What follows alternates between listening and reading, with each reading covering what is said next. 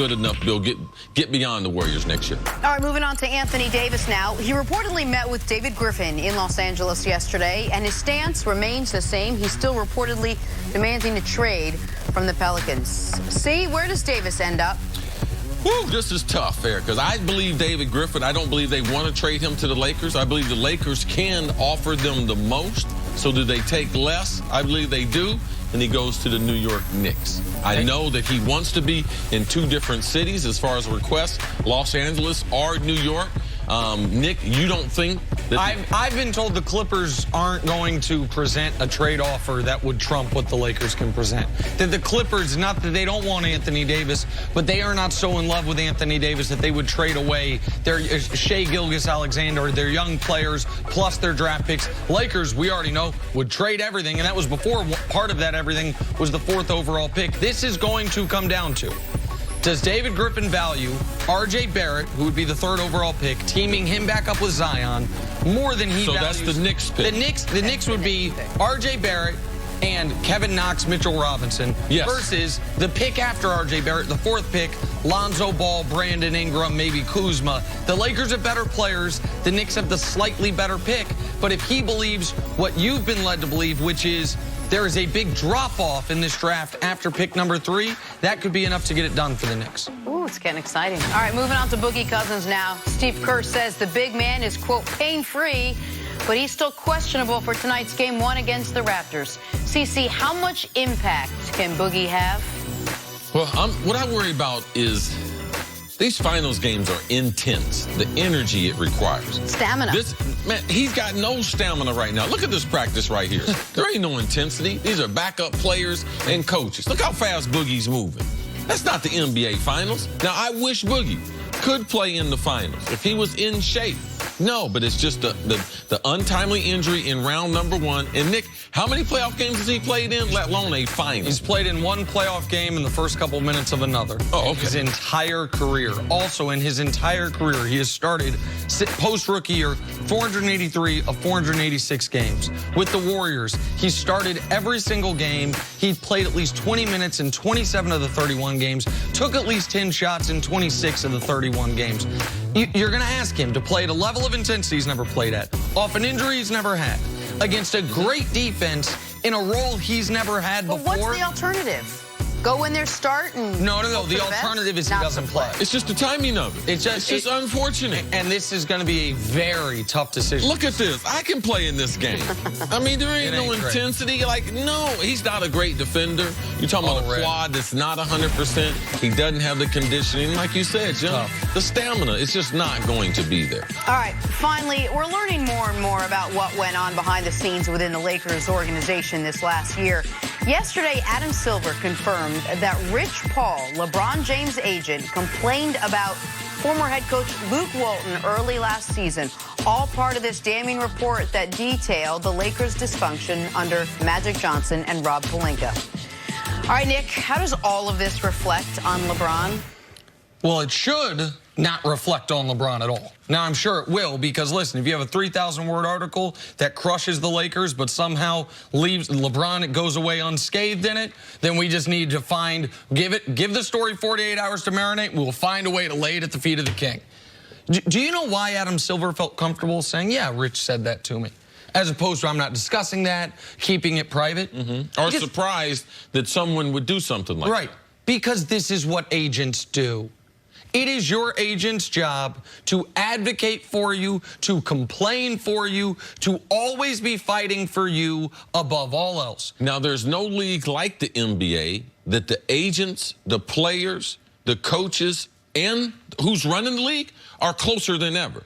Roger Goodell, it wouldn't make sense for someone to tell him something like that in the NFL because he's got layers removed between the players and everything. It'd be like, why are you telling me this? But the NBA, it is a part of their culture. I'm sorry. Why would what does LeBron agent expect to get Nothing. from saying this to the commissioner? Why? For what reason? Is he going to step in and say, all right, no, Lou, you're out, Lou?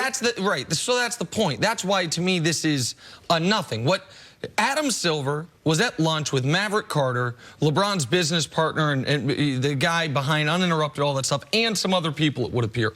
Rich Paul was at the same restaurant. So, of course, he's going to come over. He sees the commissioner of the league, one of his closest friends, Maverick, comes over, start talking basketball. First question was, though, how you doing? Right, of course. Like, okay, and that lets you know, oh, we're not doing well, man. We don't like the coach in Los Angeles. And so Rich Paul just says, man, not great. Luke Walton's trying to run. This part I don't know, but I would imagine something like this. Rich Paul says, man, Luke wants to run an offense that LeBron's never run. Thinks it's going to be better to have the ball out of his hands. Trying to do things that we know what works with LeBron. We've seen it for, I don't know, 15 years. This doof is doing something else. And Adam Silver is said, well, who would you rather have there? Now, Adam Silver wouldn't confirm this. I'm sure Rich said Ty Lue. The report said that he said Ty Lue. But that is not Rich Paul. That is not LeBron texting. Rich Paul texts LeBron, hey, commissioner's here. What do you want me to say something to him? That's not how this works. I guarantee all three of us have agents, and they're all different people.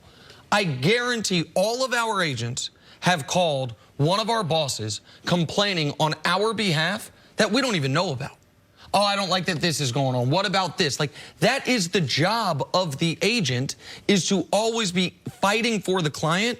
And he, obviously, Rich knows the commissioner isn't going to be like, well, LeBron doesn't like Luke. Let me fire up the bat signal and get him fired. This is just a way, because so much of the dysfunction within the Lakers is not the fault of LeBron, but he's the most interesting and polarizing person on the team, to find a way to lay some of it at the feet of LeBron. Well, Magic couldn't even get Luke Walton fired, so you'd imagine that LeBron's agent. But still, it does come back to LeBron not liking his head coach. To LeBron once again having, because I'm sure they've had conversations about it, but LeBron having an issue with his head coach. So in some way, it does go back to LeBron. Well, ultimately, Jenna, this is what this is about. When LeBron went to Los Angeles, just like Magic Johnson, they inherited the coach. LeBron James and his team decided, we're going to try the coach out.